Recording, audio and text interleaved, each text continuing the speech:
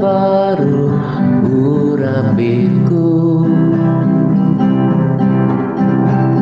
mengalir penuh ego, mengalir pulihkanku kuasamu ubahkan hidupku.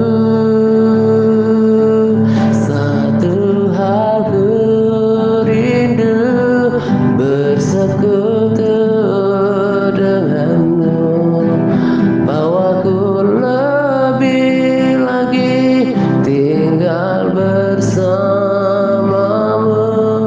nikmati hadiratmu, jamahlah seluruh hidupku. Urapanmu mengubah hidupku. I'm reaching for your heart. You hold my life in your hands, drawing me closer to you. I feel your power in you. Nothing compares to this place where I can see you face to face. I worship you in spirit and in truth. I'm reaching for your heart. You hold my life in your hands, drawing me closer to you. I feel your power in you. Nothing compares to this place where I can see you face to face. I worship you in spirit and in truth. Satu hal ku rindu bersekutu denganmu, bawaku lebih lagi tinggal di dalammu, nikmati hadiratmu, jamahlah seluruh hidupku. Urapanmu mengubah hidupku.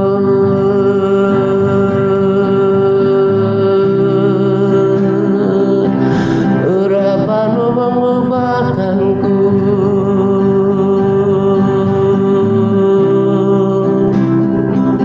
Kuasamu memulihkanku. Ku perlu kuasamu, Roh Kudus. Oh, ku rindu jamahanmu, Roh Kudus. Oh,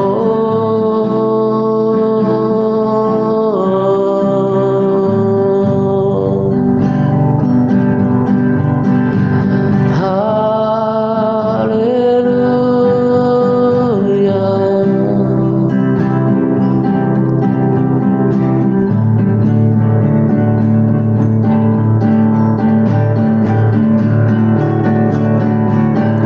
I'm reaching for your heart. You hold my life in your hands, drawing me closer to you. I feel your power in you. Nothing compares to this place where I can see you face to face. I worship you in spirit and in truth. I'm reaching for your heart. You hold my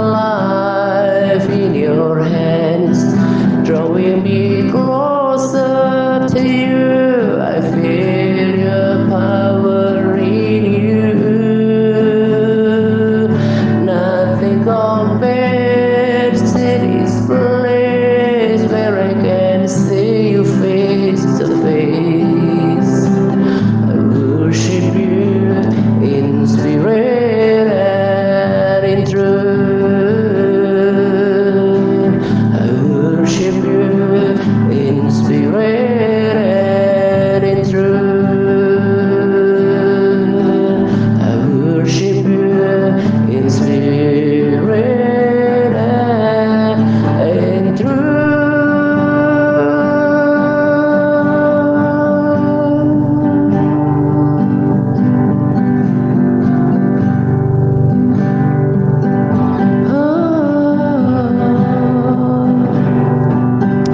I worship you, Holy Spirit. I'm reaching for your hands. I love you, Holy Spirit.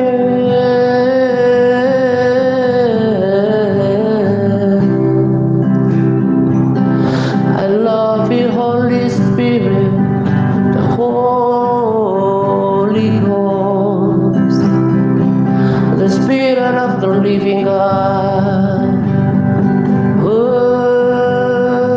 Worship you. I love you.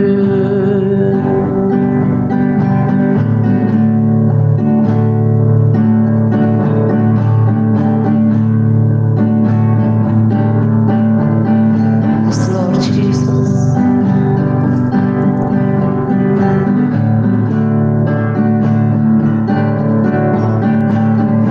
Roh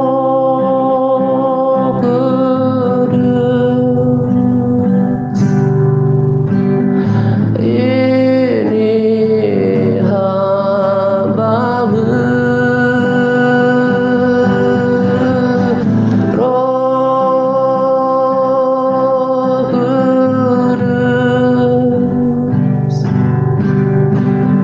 ruhi hambamu. Roh Kudus, ini hambamu. Roh Kudus,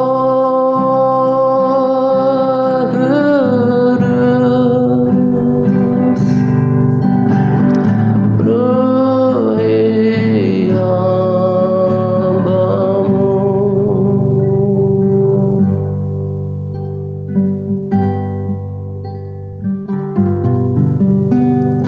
Roh Kudus, ini hambamu. Roh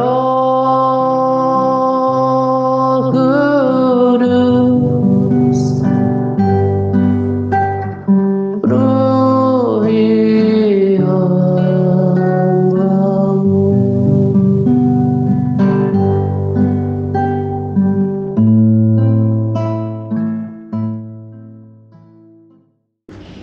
Shalom Pak Atta dan sahabat TRC yang terkasih serta semua sahabat yang turut mendengarkan sharing saya kali ini, sharing yang sederhana yang saya ambil dari sedikit firman Tuhan ya, yang kali ini yaitu saya berbagi rema ya.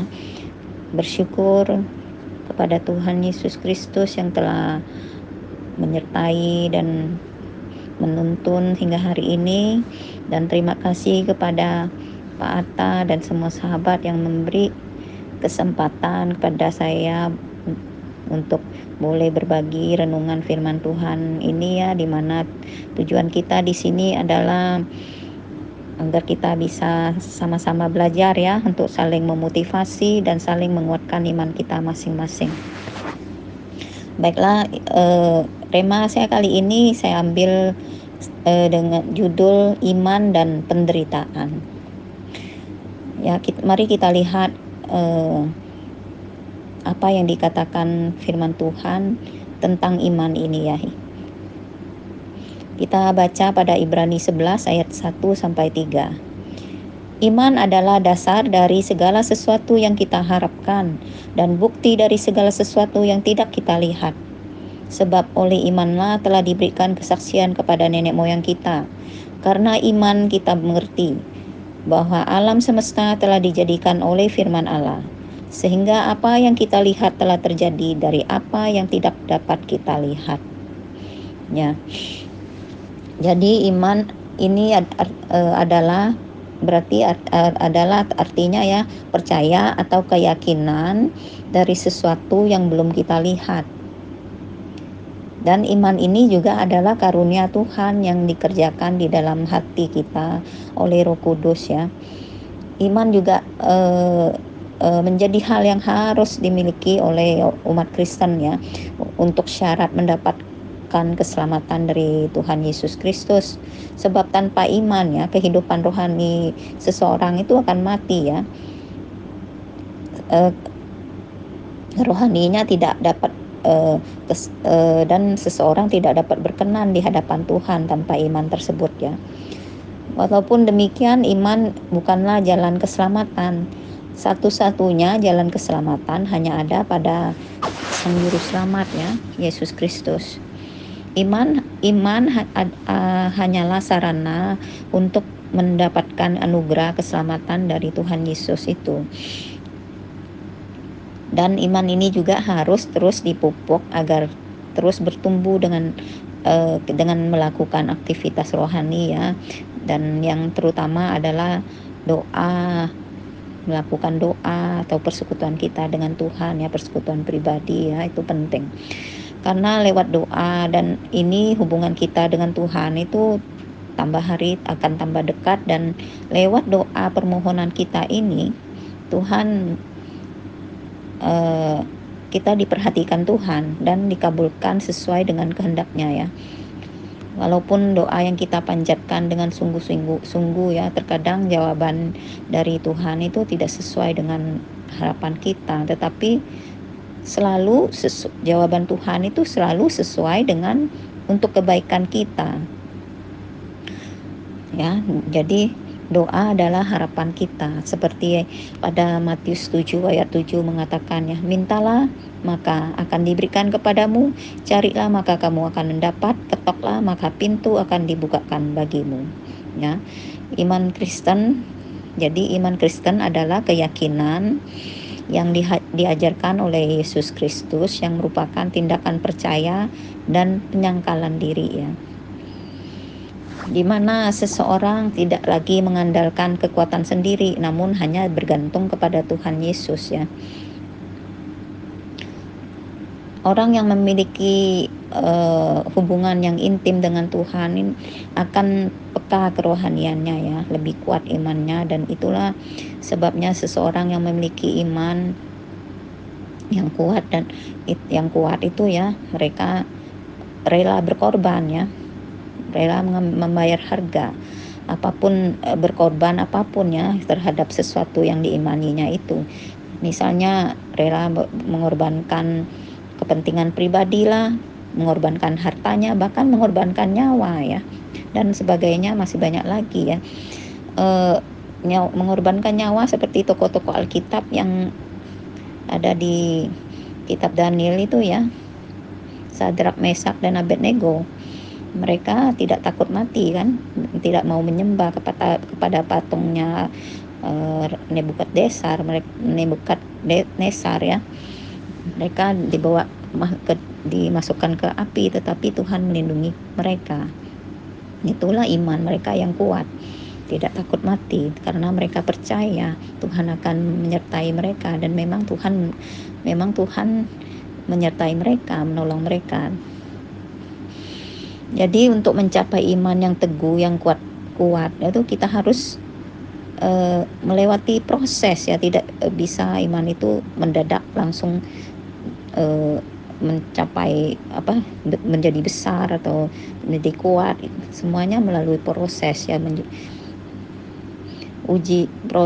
ujian, atau bahkan kita mungkin melalui cobaan-cobaan juga ya, atau cobaan atau masalah-masalah ya, berbagai macam hal ya, masalah ya.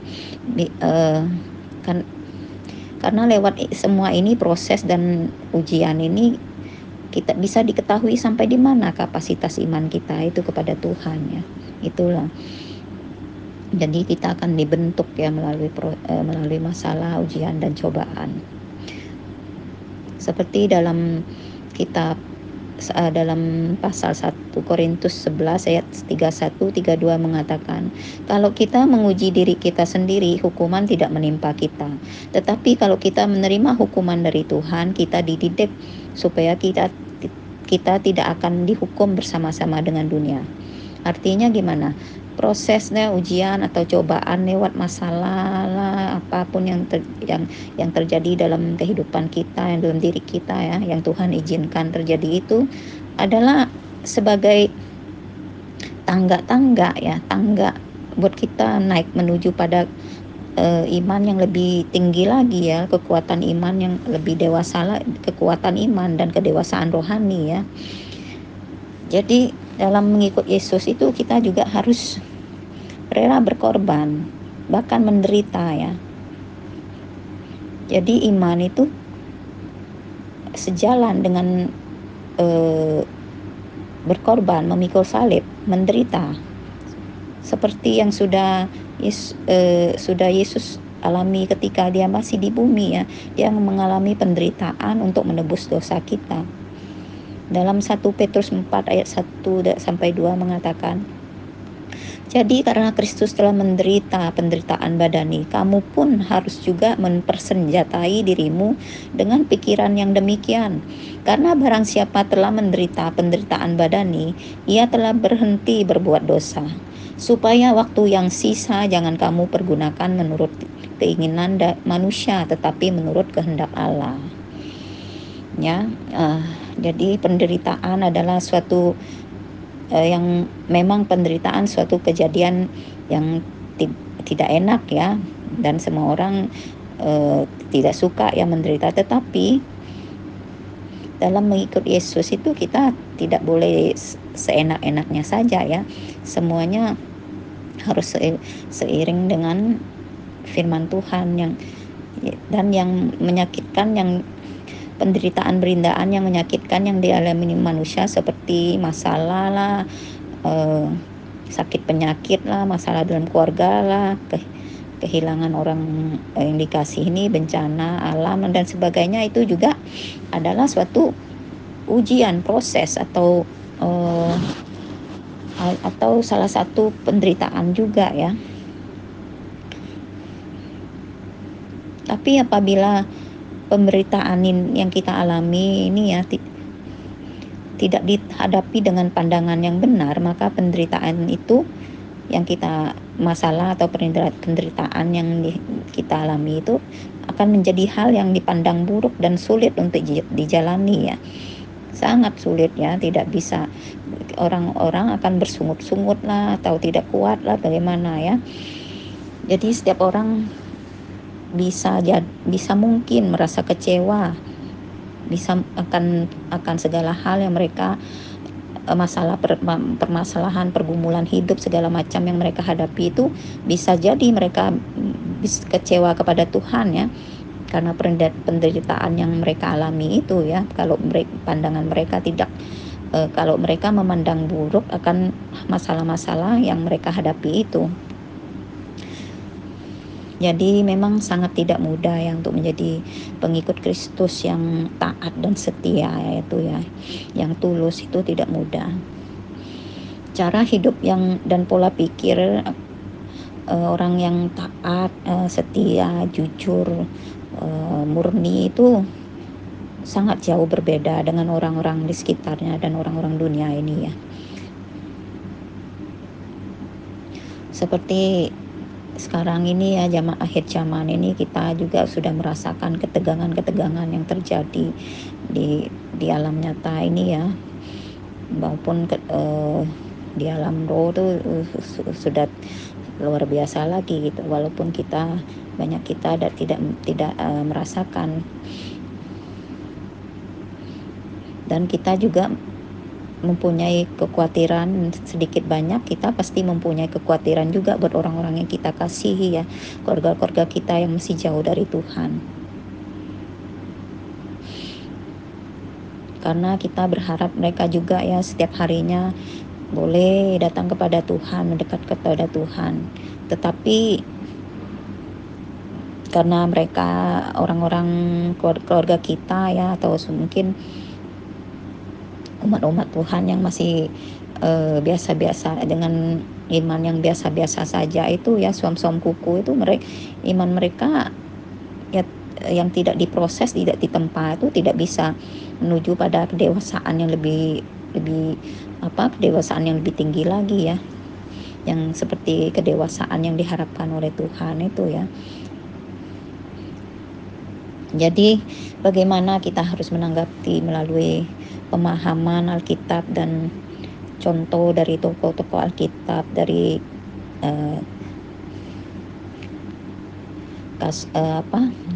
kasus nyata dari orang-orang yang bijaksana melihat penderitaan, sehingga mereka berhasil ya melewati penderitaan dengan yang dialaminya ya.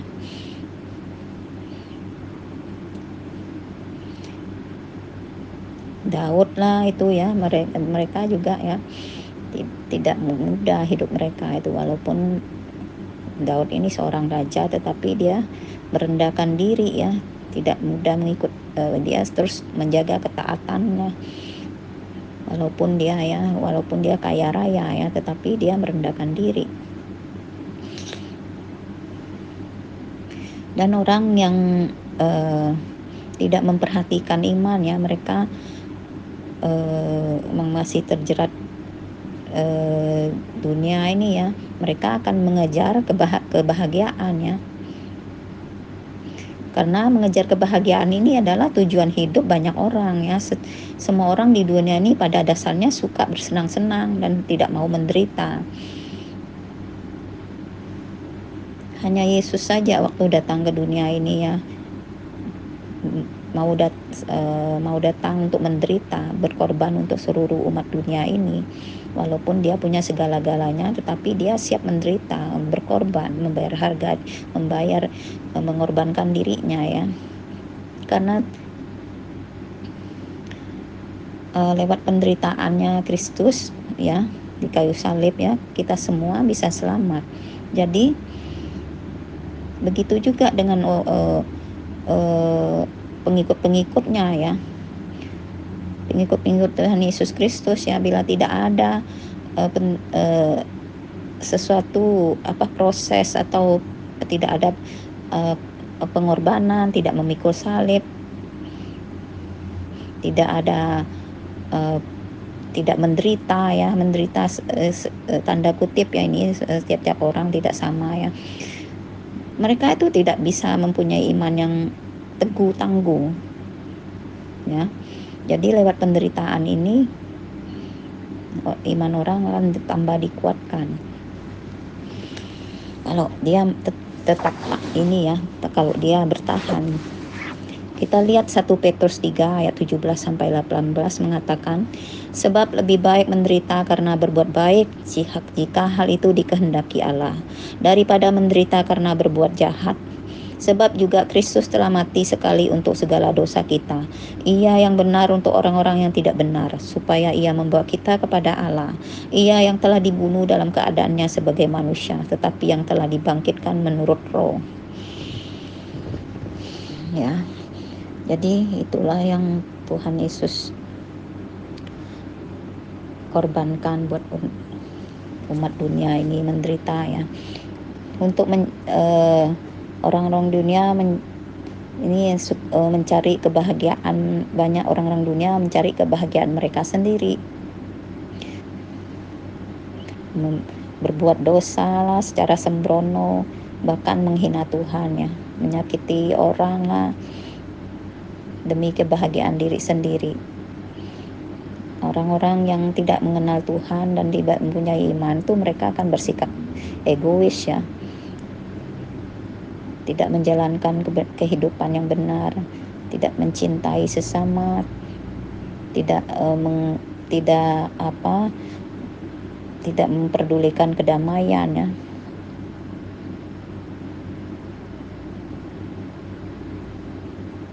Mereka kehidupan mereka bersenang dalam dosa, berarti ya kehidupan yang senang-senang di huru-hara di dunia ini, senang di dalam dosa, berarti itu ya. Dan orang-orang yang seperti Musa juga ya, Musa juga tidak mudah ya dalam menjalankan iman kerohaniannya, karena dia waktu itu dia dalam membawa umat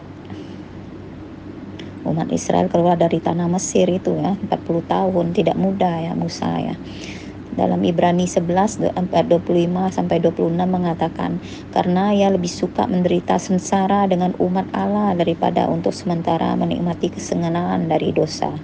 Ia menganggap penghinaan karena Kristus sebagai kekayaan yang lebih besar daripada semua harta Mesir, sebab pandangannya ialah ia arahkan kepada upah.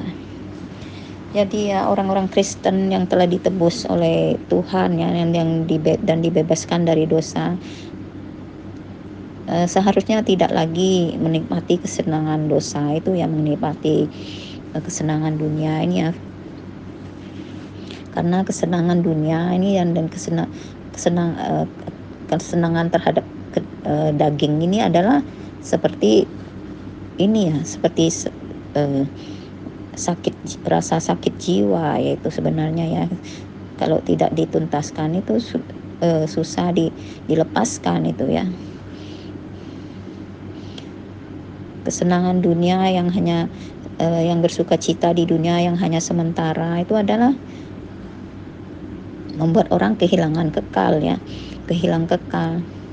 Jadi dalam firman Tuhan jadi di Alkitab, firman Tuhan itu tidak pernah menyuruh orang percaya itu untuk mencari kebahagiaan di dunia ya, tetapi mengajarkan kita bahwa kita harus bersuka cita di dalam Tuhan. Dan sukacita itu tidak datang dari luar. Orang beriman hanya ingin mengejar kebahagiaan yang orang yang tidak beriman itu mengejar kebahagiaan dan masih mempunyai keegoisan, tidak memperhatikan kehendak Tuhan ya. Dan siapapun yang ingin mencari kebahagiaan untuk diri sendiri itu cenderung jatuh ke dalam dosa. Jadi bila kita bisa melewati bisa memikul salib ya, melewati permasalahan pergumulan hidup, proses ujian ya, itu adalah sebagai senjata kita ya. Senjata kita itu kalau sudah mengalami itu semua ya, kita tidak takut lagi menderita. Kita iman kita akan tambah dikuatkan ya, iman kita kepada Tuhan itu ya.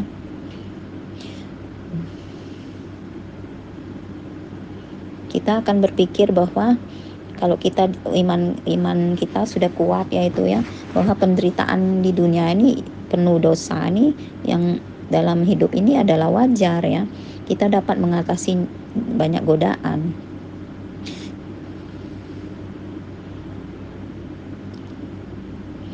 Ya, tapi banyak juga orang ingin mencari kesenangan tetapi takut menderita ya. Orang yang takut menderita ya, mereka tidak mempunyai senjata. Orang yang ingin hidupnya bersenang-senang ya akan menjadi tawanan hawa nafsu itu. Jadi kita hanya boleh umat-umat yang mengikut Tuhan yang sungguh-sungguh ya, hanya boleh menghabiskan sisa waktu di bumi ini menurut kehendak Tuhan saja ya, sesuai dengan dalam firman-Nya ya. Tidak boleh kita semena-mena melakukan segala sesuatu yang bukan dari Tuhan ya. Paulus juga menderita ya dalam melakukan penginjilan ke berbagai negara. Dia banyak mengalami penderitaan dan air mata ya. tidak gampang, tidak mudah, sangat tidak mudah. Tapi dia memandang baik penderitaan yang dilewati itu dan bersuka cita karena Kristus. Seperti dalam Kolose 1 ayat 24 mengatakan, sekarang aku bersuka cita bahwa aku boleh menderita karena kamu dan menggenapkan dalam dagingku apa yang kurang pada penderitaan Kristus untuk tubuhnya, yaitu jemaat. Dalam 2 Korintus 4 ayat 17 dan 18 mengatakan, sebab penderitaan ringan yang sekarang ini mengerjakan bagi kami kemuliaan kekal yang melebihi segala-galanya. Jauh lebih besar daripada penderitaan kami, sebab kami tidak memperhatikan yang kelihatan, melainkan yang tak kelihatan. Karena yang kelihatan adalah sementara, sedangkan yang tak kelihatan adalah kekal. Ya, itulah penderitaan yang dialami oleh pengikut Yesus ya. Pengikut Yesus adalah untuk menggenapi pembangunan tubuh Kristus yang mempunyai arti sama juga ya. Amanat agungnya itu harus digenapi ya kepada umat di bumi ini. Dan karena adanya kesatuan antara Kristus dan para pengikutnya, maka para pengikut Yesus yang menderita, Yesus juga ikut merasakan ketika mereka menderita di dalam Dia ya. Jadi umat-umat Tuhan yang menderita itu tidak sia-sia, itu mereka akan diperhatikan Tuhan dan mendapatkan upah yang besar kalau mereka terus bertahan ya. Itulah penderitaan umat Tuhan dalam mengikut Tuhan ya. Tidak sia-sia lah, semuanya akan diperhitungkan Tuhan dan semuanya akan mendapat upahnya. Siapa tetap setia walaupun dalam kesusahan harus melepaskan segala kesenangan, kedagingan demi Yesus. Dan mereka yang menderita banyak, berkorban banyak, maka upahnya juga banyak ya.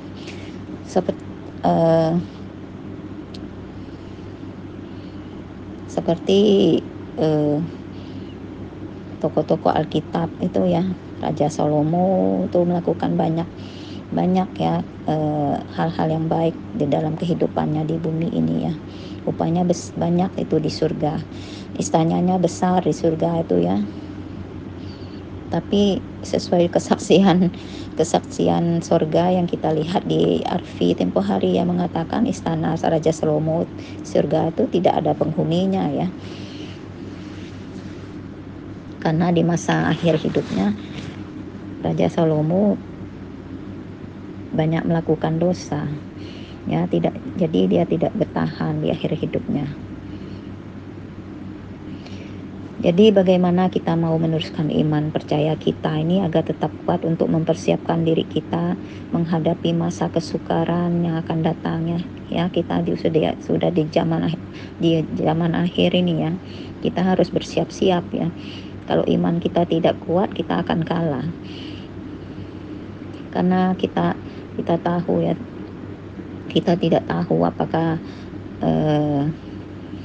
kita ini bagaimana kehidupan kita yang akan datang, tetapi kita hanya bergantung kepada Tuhan dengan iman yang teguh untuk terus mengikut Tuhan ya.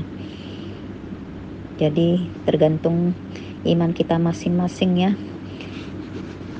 Kiranya kita terus tetap berjaga-jaga, bersiap-siap ya di akhir zaman ini, tetap menjaga ketaatan kita, kekudusan hidup kita, dan tetap melakukan persekutuan kita dengan Tuhan setiap harinya, memuji besarkan nama Tuhan, berdoa, bahkan melakukan puasa ya. Itu adalah untuk menguatkan kita ya, menguatkan iman kita ya, dan akan menambah kepekaan kita dalam menjalankan kerohanian kita ya.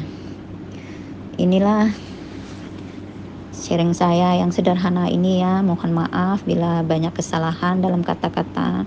Kiranya kita boleh saling memotivasi ya, terus kuat di dalam Tuhan.